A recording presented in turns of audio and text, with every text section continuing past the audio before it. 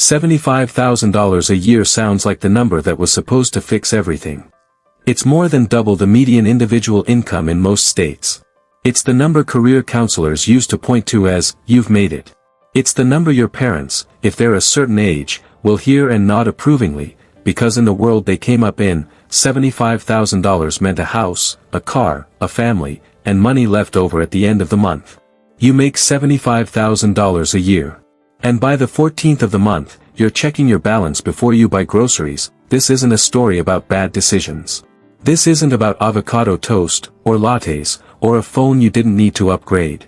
This is about a number that used to mean something and doesn't anymore, and almost nobody has explained to you, in plain terms, exactly why.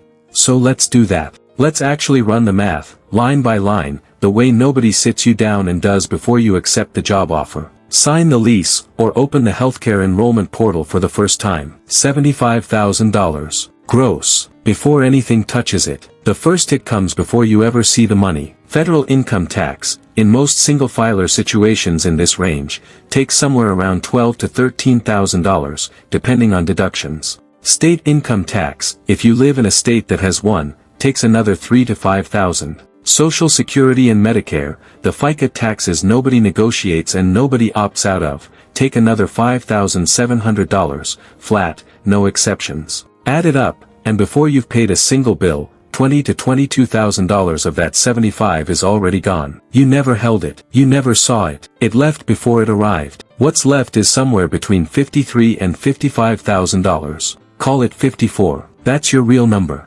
That's the number nobody puts on the offer letter, because the offer letter says 75, and 75 is the number that gets repeated at Thanksgiving. $54,000 a year is $4,500 a month. This is where the second wave hits, and this one isn't a government line item. This one is the actual cost of being alive in America in the current decade, and it has moved so far past where it used to sit that most financial advice from even 10 years ago is now functionally useless. Rent. If you live in or near a mid-size American city, not even a major metro, a one-bedroom apartment averages somewhere between $1,400 and $1,800 a month depending on the market. Take the middle of that range. $1,600. That's more than a third of your after-tax income, gone before you've eaten a single meal, driven a single mile, or paid a single bill. You have $2,900 left. Health insurance, if your employer offers a plan and you're not on a family plan, still typically runs you somewhere between $150 and $350 a month out of your paycheck for the premium alone, before you've used a single dollar of actual care. Call it $250. That's before co-pays. That's before the deductible, which for a lot of standard employer plans sits somewhere between $1,500 and $3,000 before insurance meaningfully kicks in for anything beyond a basic visit. You have $2,650 left. A car payment, if you have one, averages around $521 a month nationally as of the last few years for a new vehicle. Even a modest used car loan runs $300 to $400 a month. Add insurance, which averages somewhere around $170 to $200 a month depending on your state, your age, and your driving record. Between the two, you're looking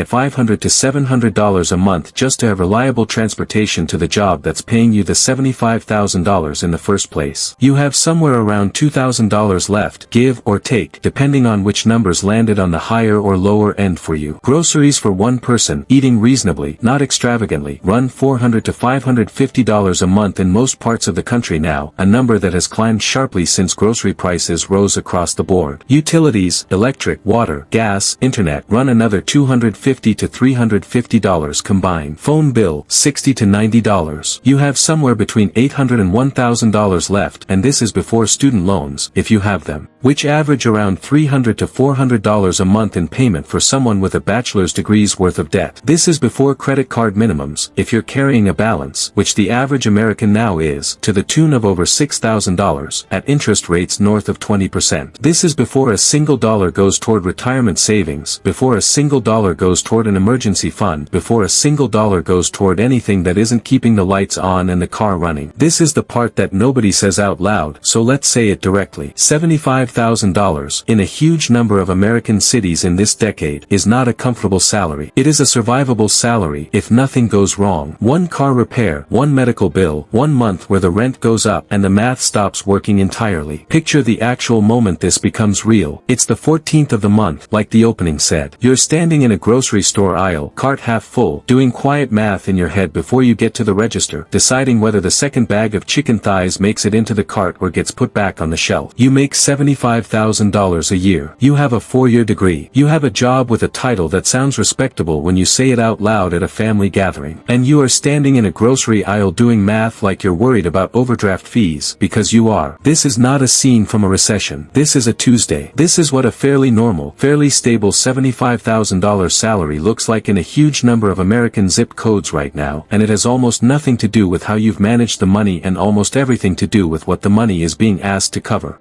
Compare this to 2010. In 2010, the median rent for a one-bedroom apartment nationally sat somewhere around $750 a month. Health insurance premiums for an individual through an employer averaged under $100 a month out of pocket in most plans. A new car loan payment averaged closer to $350 a month. $75,000 in 2010, adjusted for what it actually needed to cover, functioned like $90,000 to $100,000 functions today because the four major cost categories, housing, healthcare, transportation, and education debt, have all individually outpaced wage growth, some of them dramatically. This is not a story you're imagining. It shows up in the data every single year, in the growing gap between what the Bureau of Labor Statistics calls real wage growth, adjusted for inflation, and what people report feeling in their actual bank accounts. The feeling is not wrong. The feeling is the data, translated into a grocery aisle. This is not because you're bad with money. This is not a discipline problem, a budgeting problem, or a coffee purchasing problem. This is what happens when wages, adjusted for what they actually buy, have not kept pace with the cost of the four things that consume almost every paycheck in America: housing, healthcare, transportation, and education debt. All four of those categories have outpaced wage growth for the better part of 2 decades, some of them by a factor of 2 or 3. $75,000 today does not buy what $50,000 bought 15 years ago. It buys less, in real terms, adjusted for what actually matters, than a much smaller number used to. There's a second layer to this, quieter than the first, and it's the one that makes the whole thing feel personal even though it's structural. It's lifestyle expectation. You were told, implicitly, by every marker of success around you, that $75,000 meant a certain kind of life. A one-bedroom apartment of your own, not a shared house. A car that's yours, not borrowed. A vacation once a year, not once a decade. None of that is extravagant. All of it used to be genuinely affordable at this income level. Now, each of those individually reasonable expectations stacks on top of a cost structure that's grown far faster than the salary attached to them, and the gap between the life you were told this salary buys and the life it actually buys is where the sense of failure lives, even though nothing about your behavior caused it. This is the part that nobody says out loud, so let's say it directly. You cannot fix a structural gap with a spreadsheet trick. No amount of cutting the coffee, canceling the streaming service, or meal prepping on Sundays closes a gap that's measured in hundreds of dollars a month created by rent, healthcare, and transportation costs that are simply larger than they used to be relative to income. That advice isn't wrong, exactly. It's just answering a question much smaller than the one you're actually facing. If your gap is $400 a month and your discretionary spending is $150 a month, cutting the discretionary spending to zero still leaves you $250 short. The math doesn't close. It was never going to close from that direction. So what actually works? Not what sounds good in a headline. What actually changes the number?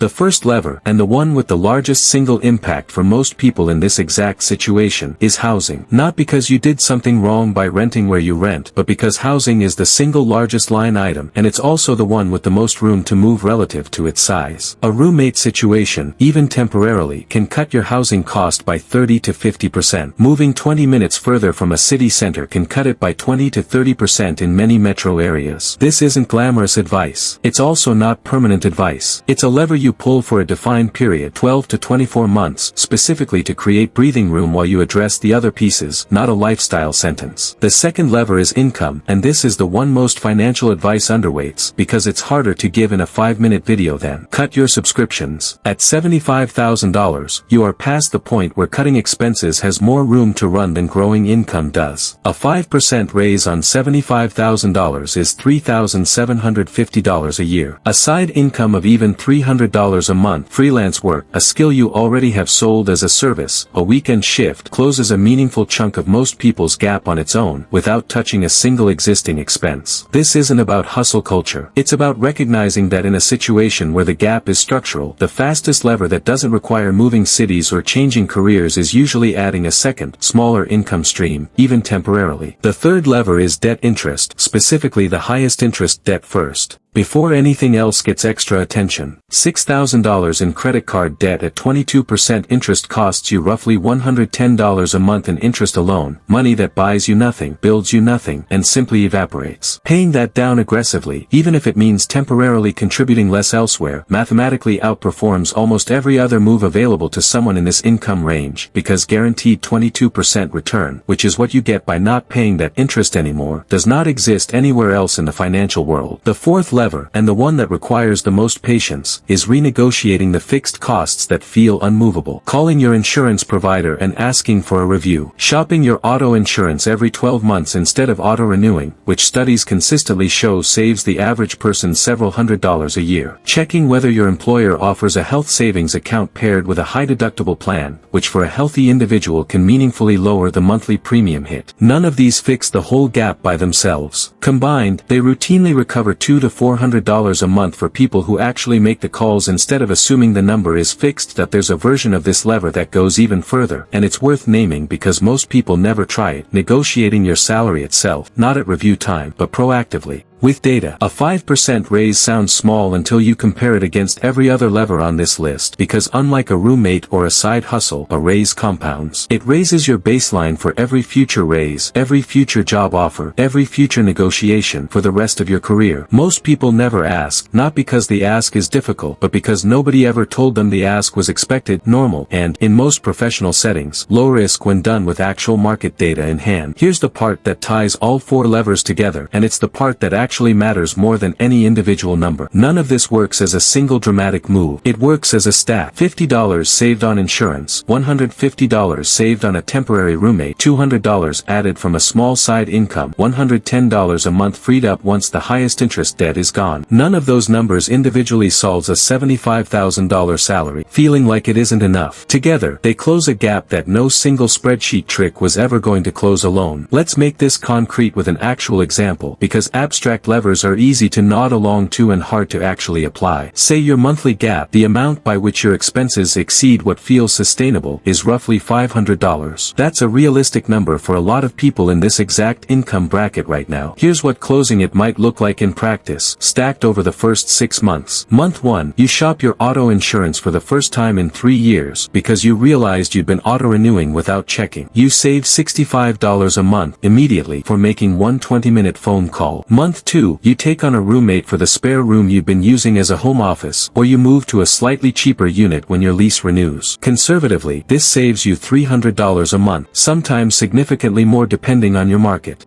Month 3, you pick up freelance work in a skill you already have, tutoring, graphic design, bookkeeping, whatever applies to your background, at even just 6 hours a month. At $40 an hour, which is modest for most skilled freelance work, that's $240 a month. By month 3, you've already closed more than your $500 gap, using 3 moves that took, combined, maybe 2 weekends of actual effort and 1 phone call. Nothing here required a raise, a new job, or moving to a different state. It required treating the gap like a math problem instead of a character flaw, and pulling levers in order of how much room they actually had to move. This is the part that most financial content skips, because call your insurance company and get a roommate don't perform as well as stop buying coffee. But the coffee was never the problem, and pretending it was the problem is exactly what's kept a huge number of people spinning their wheels on the wrong fix for years. So here's the part that's for you, specifically, if this is your $75,000, or your $60,000, or your $90,000, because the ratio matters more than the exact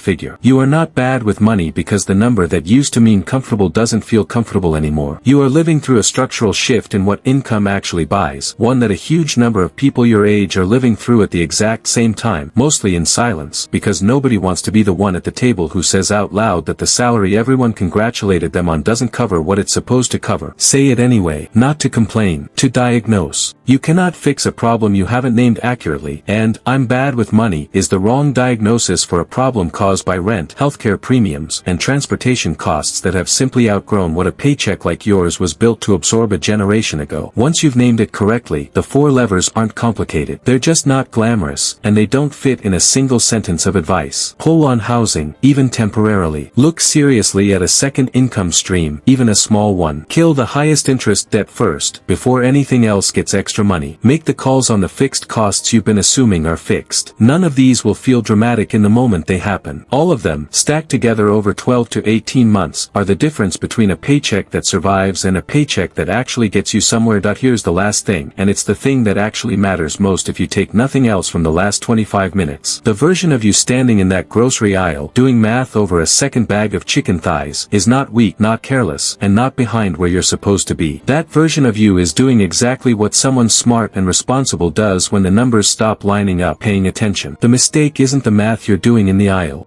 The mistake would be walking out of that store, going home, and deciding the answer is to feel worse about yourself instead of picking up the phone to call the insurance company, or posting the spare room, or pricing out what your specific skill set is worth on a freelance basis for 6 hours a month. None of the 4 levers require you to be a different person than you already are. They require you to stop treating a structural gap like a personal failing and start treating it like exactly what it is, a math problem, with 4 specific inputs, each of which moves independently of how disciplined you are or how many lattes you didn't buy this month. The number on your offer letter was never lying to you. It's just not the number that determines your life anymore. The number that determines your life is what's left after the 4 things nobody warns you about. And the 4 levers are the only real answer to closing that gap, one boring, unglamorous month at a time. You didn't fail at $75,000. $75,000, as a promise, failed to keep pace with the life it was supposed to buy you. Once you see that clearly, the shame has nowhere left to attach itself, and what's left is just a plan. A boring, specific, 4-part plan, executed one call and one decision at a time, starting this week, not someday. That's the truth about $75,000 in America right now. Not that you're failing at it, that the number itself stopped being the number it used to be, and the sooner you build your plan around the real one instead of the one on the offer letter, the sooner the gap actually starts to close. And if you found this information useful, please subscribe to the channel and let me know in the comments what you liked most about this video.